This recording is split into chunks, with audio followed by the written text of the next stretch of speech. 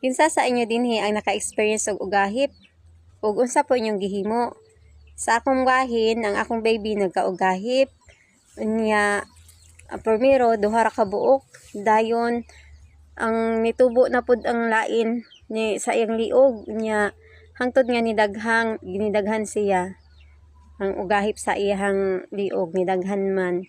Mao to sa dihang nakit-an sa akong sister-in-law, nakaingon siya nga ugahip daw to siya kay kanang butoy-butoy nga gagmay.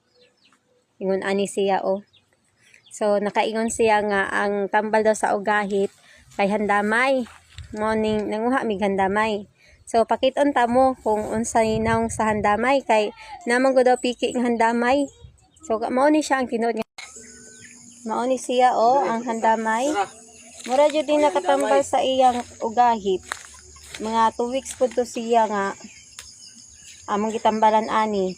So ang imong buhaton magkuha ra kag dahon ani. Sandamay mo ni siya nga dahon. Dayon imo siyang ibutang sa part nga kanang naay katol-katol. So ingan among pag-apply among gipahid sa iyahang ugahip. So kung naamoy ugahip, pwede ra pud ninyo ni siya ibutang. Wa pud siya laing giinom nga antibacterial. Kanira jud siyang handamay. Try na lang ninyo ni guys.